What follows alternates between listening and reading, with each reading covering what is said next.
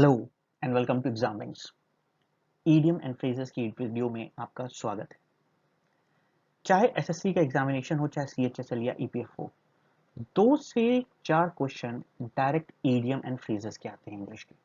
तो competitive examination के point of view से अगर आप 4 क्वेश्चन देख रहे हो किसी एक पर्टिकुलर टॉपिक से और उस टॉपिक को समझना इतना आसान है, क्योंकि ईडियम फ्रेज का मतलब होता है मुहावरे। और अगर आप वो वर्ड्स वो सेंटेंस समझ गए तो यहाँ पे आपको बहुत ज़्यादा रटने की ज़रूरत नहीं है, बहुत समझने की जरूरत नहीं, सीधे सीधे डायरेक्टली उसको आप ट्रांसलेट कर सकते हो अपने वर्ड्स में। आप हमको टेलीग्राम पे फॉलो कर सकते हो, फेसबुक पेज फॉलो करो, साथ ही साथ ट्विटर एंड इंस्टा पे भी फॉलो करो, सो दैट आप कोई भी नोटिफिकेशन मिस नहीं करो। आपकी कोई भी क्वेरी हो, किसी भी एग्जाम से रिलेटेड कुछ जानना चाहते हो, क्या तैयारी करनी है, कैसे पढ़ना है, क्या नहीं पढ़ना है, आप वहाँ डायरेक्ट पूछ सकते हो। आज का जो हमारा पहला ईडियम है that is cry for the moon. मतलब क्राई फॉर द मन का मतलब होता है किसी चीज के लिए रोना। आस्क फॉर इम्पॉसिबल, ऐसी चीज मांगना जो पॉसिबल नहीं है। कह रहे मून को मांगोगे तो मिल पाएगा क्या? नहीं। तो that is asking for something which is impossible. ऐसी चीज अचीव करने की कोशिश करना, लाइक कि आप कहो कि मैं 1 महीने में 1 मंथ पढ़ूंगा और मैं यूपीएससी का पेपर निकाल लूंगा, एसएससी का पेपर निकाल लूंगा, बैंकिंग निकाल लूंगा, सब क्वालिफाई कर चुका 1 महीने में। That is impossible. You have to give time, पूरा का पूरा उसमें मेहनत लगाना होगा। That is cry for the moon. Next is between the cup and lips. Between the cup and lips को पहले देखो, अगर आप वर्ड समझ गए, सेंटेंस समझ गए, तो आप आधे तो ईडियम फ्रेज डायरेक्ट लड़ लोगे। जब आप देखे होगे कई बार मैचेस में जो कार रेस होती है, ठीक है, उसमें जो विनर होता है उसको एक प्याला टाइप का दिया जाता है, ठीक है, और उसमें वो शैंपेन भर के या ऐसे करके उसको चूमता है। तो वो जो कप होता है और लिप्स के बीच में डिफरेंस होता है, वो बहुत कम होता है, और कहते हैं कि वो पॉइंट ऑफ अचीवमेंट, मतलब वहां पहुंच गया है वो, तभी that is point of achievement.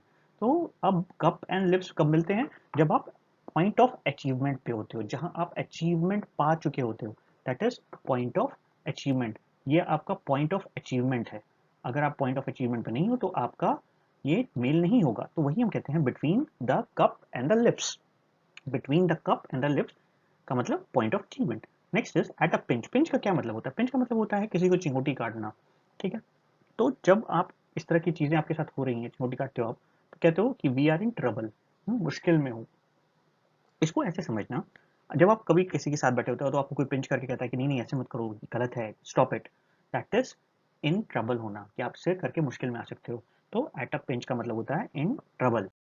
Next is in hot water. In hot water का भी जो मतलब होता है वो होता है इन ट्रबल होना, मुश्किल में होना। कहते हैं ना कि गर्म पानी में है, खौलते तेल में, हिंदी में हम मुहावरा कहते हैं खौलते तेल में होना, मतलब मुश्किल वाले कष्ट में वाले पोजीशन में होना। तो that is in hot water और in trouble. Next is take a leaf out of once book. अब take a leaf of once book का क्या मतलब है? लीफ का मतलब क्या होता है? लीफ का यहाँ जो मतलब है वो होता है पन्ना, ठीक है। किसी किताब का जब एक पेज निकालते हो तो उसको लीफ ऑफ अ बुक कहते हैं। किसी की जिंदगी में से आप एक पेज निकालो और उसको फॉलो करना शुरू करो, दैट इज इमिटेट। इमिटेट मतलब किसी को कॉपी करना, ठीक है, कॉपी करना, दैट इज इमिटेट। कॉपी करो, that is leave out of once book. कि वो 4 बजे उठ के सुबह पढ़ाई करते बैठ जाता था और उसका सिलेक्शन हो गया, then I will also do the same thing. मैं भी करूंगा ताकि मेरा भी हो सके। तो आप उसकी बुक से, उसकी जीवन की किताब से एक पन्ना निकाल के फॉलो कर रहे हो। The gift of the gap. Gift, gift क्या होता है? किसी को कोई चीज मिली होती है, ठीक है, और गैप का मतलब होता है बोलना, बहुत ज्यादा बकर बकर टाइप का करना। तो talent of speaking is gift of gab. मतलब टैलेंट है उसके पास गिफ्ट है। कहते हैं ना कि ही इज गिफ्टेड पर्सन, मतलब कि उसके पास इस चीज़ का टैलेंट है, टैलेंट ऑफ स्पीकिंग, कि वो बहुत अच्छे से बोल लेता है, एक्सप्रेस कर लेता है। उसकी वर्ड, उसकी जो सिलेक्शन, सेंटेंस फॉर्मेशन, सारी चीज़ें इतनी अच्छी होती हैं कि लोग उससे इंप्रेस हो जाते हैं। गिफ्ट ऑफ गैप मतलब talent for speaking. Next is bite your tongue. जब अपनी जीभ को आप काट लोगे तो बोल नहीं पाओगे, तो ऐसे ही इसको याद कर लो, अपनी जीभ को काट लिया, मतलब टू अवॉइड टॉकिंग। जब आप किसी ऐसे सिचुएशन में होते हो कि आप कहते हो कि अगर मैंने बोला तो लड़ाई हो जाएगी, तो वहां पे कहते हैं bite your tongue, otherwise there will be some quarrel, वहां बहस हो जाएगी। तो bite your tongue, TONG, tongue का मतलब जी। Next word, next idiom is field day. Field day कहाँ होता है? फील्ड जब आप कहते हो ना कि हम बड़े से फील्ड में थे, ग्राउंड में थे, तो ग्राउंड में जब भी आप गए होगे, आपका एग्जाम, आपकी लाइफ में हमेशा ऐसा एक्सपीरियंस होगा कि यहाँ पे आप इंजॉय करते हो। फील्ड में जाने का मतलब होता है ना इंजॉय करना। तो एन इंजॉयबल डे और सर्कमस्टेंसेस, ऐसी सिचुएशन, पोजीशन या कंडीशन होना जहाँ पे आप उसको इंजॉयमेंट, आपकी मेमोरी की स्वीट मेमोरी हो वहाँ पे, that is a field day.